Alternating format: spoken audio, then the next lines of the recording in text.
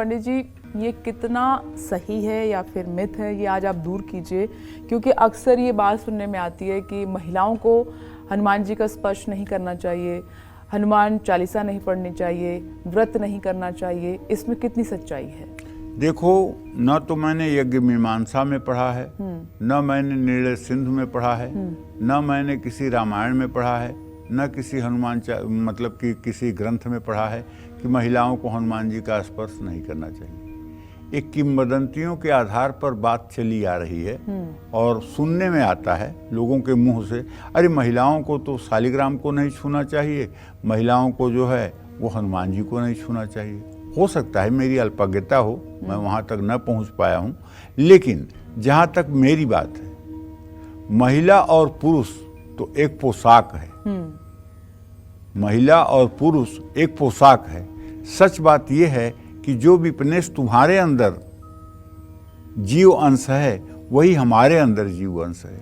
ईश्वर अंश जीव अविनाशी, चेतन अमल सहज सुखराशि। जैसे 1000 घड़े रखे हों और सूर्य की प्रतिबिंब सभी घड़ों में एक समान पड़ता है, उससे सूर्य 1000 नहीं हो जाता, सूर्य एक ही है। उसी तरह से 750 अरब की आबादी जो पूरे विश्व की है, पूरे विश्व में एक ही परमात्मा जीव रूप में सबके शरीर में विराजमान है। हम भेद दृष्टि से देख करके अपने को पुरुष अपने को स्त्री मानते हैं।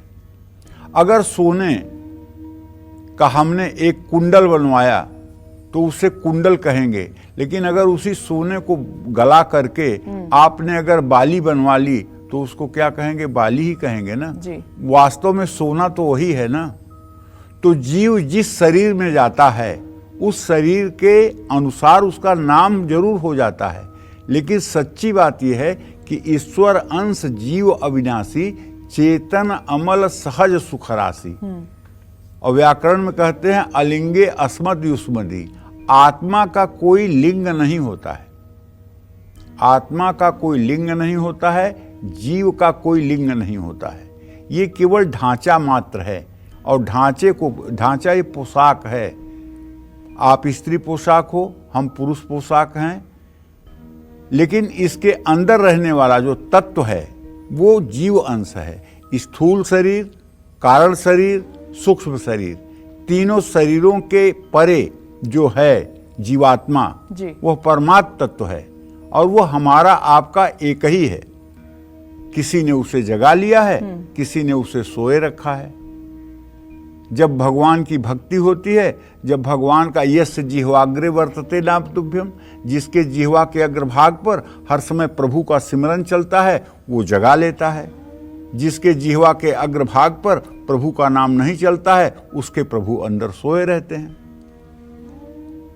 तो कहने का आशय ये है कि अगर आपने ये पूछा है कि महिलाएं पूजा पाठ कर सकती हैं कि नहीं, तो मैं इतना अपने मतलब दिमाग से कहता हूं, महिलाओं को हनुमान जी की प्राण प्रतिष्ठित मूर्ति पर सिंदूर और तेल का लेप नहीं करना चाहिए, लेकिन हनुमान चालीसा तो पढ़ना ही चाहिए। हनुमान जी के चित्र के सामने बैठ करके जो फोटो फ्रेम होता है उनके सामने बैठकर पूजा तो कर ही सकती हैं, उनको धूप दीप दिखा ही सकती हैं, उनकी आरती कर ही सकती हैं। और अगर कहीं शास्त्र में कुछ लिखा हो कि ऐसा नहीं करना चाहिए, तब भी मैं कहता हूं अपने को पुत्री भाव मान करके तो सेवा कर ही सकती हैं। मैं आपकी पुत्री हूं, अब तो दोष खत्म हो गया ना। तो वो लोग जो मना करते हैं या आपके कानों तक जो बात पहुंची है वो वजह क्या बताते हैं? देखो, वजह कुछ नहीं बताते हैं, बताते हैं कि स्त्रियां अपवित्र होती हैं, हनुमान जी बाल ब्रह्मचारी हैं। बड़े हंसी की बात है, वो बाल ब्रह्मचारी हैं तो क्या वो इतने कम बाल ब्रह्मचारी हैं कि कोई महिला उनको छू लेगी तो उनका ब्रह्मचर्य नष्ट हो जाएगा?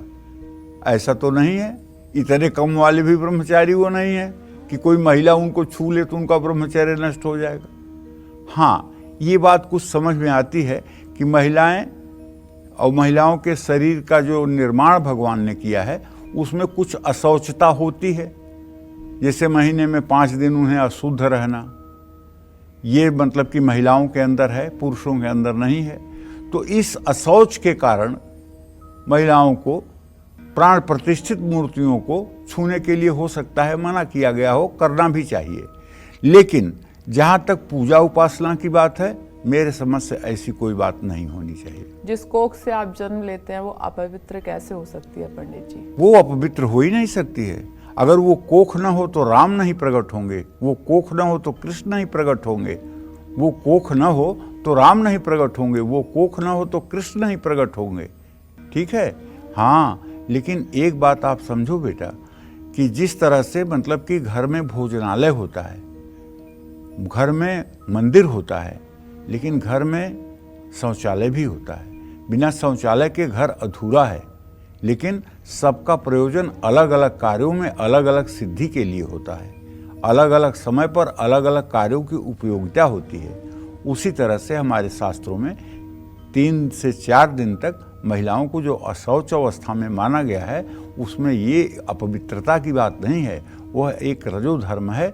उसमें शरीर से जो है थोड़ी सी शरीर को आराम और शरीर को राहत देने के लिए विधान बनाया गया है कि महिलाएं उस समय रसोई में न जाएं, उस समय खाना न बनाएं, उस समय पूजा न करें, लेकिन उसका भी हमारे शास्त्र में विधान है। जैसे एक बात सोचो ना, जितनी शादियां पड़ती हैं, जैसे साल भर में पूरे भारत में कम से कम 10-20 लाख शादियां तो होती होंगी, तो कोई बाप हिंदुस्तान में आज तक अपने बेटी से ये नहीं पूछा होगा कि तुम्हारे पीरियड की साइकिल क्या है, बता दो, मुझे तुम्हारे विवाह का मुहूर्त तय करना है। बिना ये पूछे ही मुहूर्त तय होता है। और अगर मान लो शादी के समय ही पीरियड हो रहा है, अगर 1 लाख शादियां हो रही हैं, तो क्या उसमें 1, 2, 4 लड़कियां ऐसी नहीं होंगी जो रजस्वला स्थिति में हो सकती है ना? तो फिर वो कैसे भगवान विष्णु का आवाहन करती हैं मंडप में आके, वो कैसे हवन करती हैं, वो कैसे फेरे लेती हैं, वो कैसे गणेश, गौरी, कुबेर और अरेमा की पूजा करती हैं? वो तो अशौच हैं, तो वो कैसे करती हैं?